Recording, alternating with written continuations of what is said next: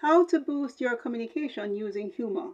This is Tracey Ferrant from Smart Communication Craft. So today I'm going to talk about humor and how to infuse humor in your communication. It's a very effective tool if it's done right, and it can be used in different personal and professional situations. So here are some tips. I hope they will be helpful. But first, let me talk about why we should use humor occasionally to make connections.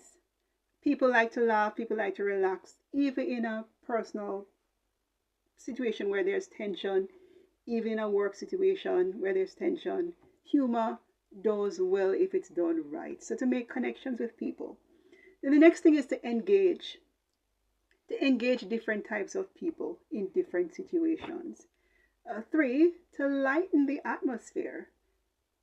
To lighten the atmosphere. I know some people, maybe they're having a family meeting or maybe they're having a work meeting and they use it to kick off the day, to, add some lightness to the atmosphere. Or maybe they're seeing a friend who is upset and they may say something that's funny, that makes them laugh and lighten the situation. So even when it's serious, as we have this saying that says, take bad things and make it into a joke. So even though the situation is serious, you're turning it around to make it an advantage.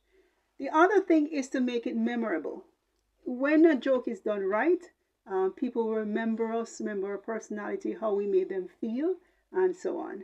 And also to be unique. We can make our jokes unique to us based on our experiences and so on.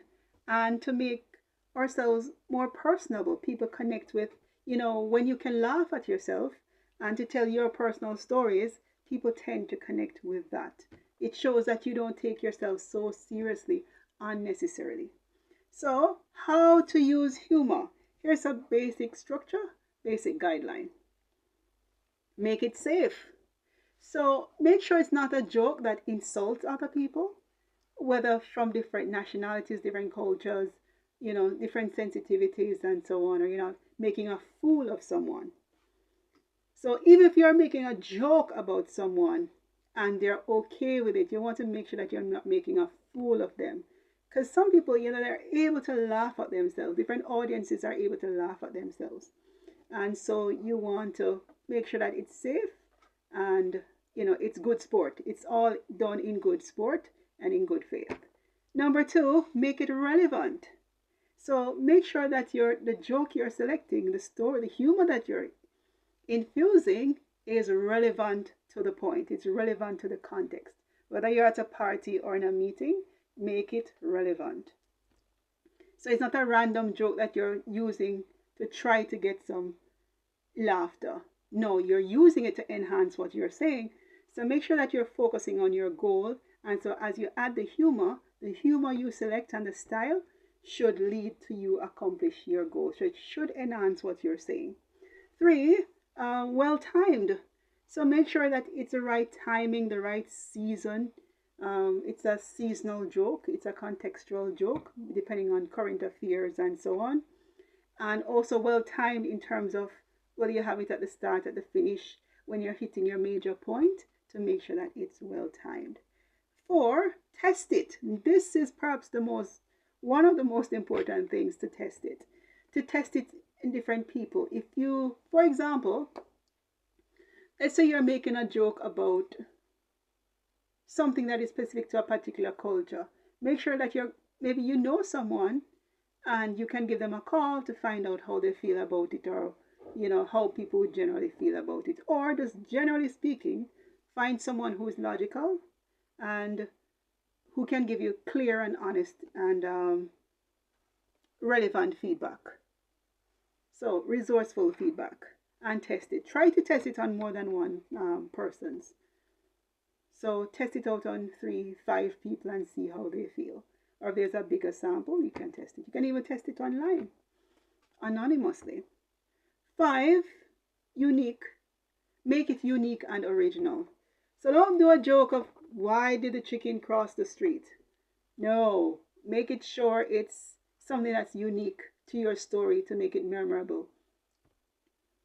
And so, even if you're going to tell a joke like, why did the chicken cross the street? You want to say something like, maybe, why did the elephant cross the street while the chicken was walking on the other side? And you're making sure that you're shaping it according to the goal of your story. So you're making it unique and you're making it relevant. 5, that was making it unique and original. 6, don't tell people that you're making a joke. So don't say, oh, I'm going to tell you a joke. No, just make the joke. Because people have the expectation that they should laugh. And then if it falls flat, what happens? So don't tell people that you're making a joke. Just make the joke and flow right into it. So for example, you want to say, oh, 5 years ago, I was walking in this city, seeing the snow for the first time and blah, blah, blah. So that's how you're telling your joke. That's very naturally. The other thing why it's important is if the joke falls flat, as I mentioned, it's okay because you didn't tell them that you were making a joke. The other thing is don't let your joke override the essence of your communication, the why you are there, the essence of the conversation. So don't let the joke be the hallmark. Don't put all your effort into that. Put the effort into making sure you're looking at the bigger picture and accomplishing that. And 10, don't use humor if it's not necessary. So maybe there's another thing you could use. You could use graphics. You could use a role play. You could use, I don't know, something else that would be more effective. Then use that. Because remember, you're focusing on the goal. All right, so don't use humor if you don't have to. The next thing is control. So manage the audience, I should say, and control your delivery. So if you told the story or given the humor and it's a big hit and people are laughing and enjoying themselves, allow them maybe 10 seconds to have their fill, to enjoy the moment, to appreciate it, and for it to resonate. And then once you see the laughter dying down, then you bring them back in. So you're managing the audience and you're making sure if somebody's going out of control or they're adding, more jokes and taking over, make sure that you're managing it and bringing it back in. So that's how to use humor. Those are some tips that you can follow. So why is it important to use humor occasionally? To make connections, to engage people, to lighten the atmosphere, to make it memorable, and to make yourself, your personality, your presentation unique. And how do you do this? Make it safe. So don't offend anyone. Be a good sport. And make it relevant to what you're doing. Make sure it's well timed. Test it, very important, don't forget. And make it unique and original. If it's a general joke, change something about it to make it unique and original to you and connected to your story. Don't tell people that you're going to make a joke. Just do it. And in a natural, smooth build up. And the joke should enhance what you're saying. It shouldn't detract from what you're saying. And so it should not override the goal of your conversation, of your presentation, and so on. Don't use humor if you don't have to. Find something else that's more effective. And control, manage the audience, and manage your interactions with them. So that's it.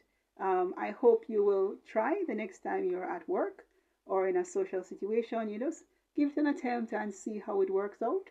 And humor takes practice. That's a big thing about it. For some people, it happens naturally. But even for the people who it happens naturally, they have to practice over the years. And sometimes there are moments when it falls flat. That's just life. So it's a skill that can be developed even at an average level. We don't have to be experts.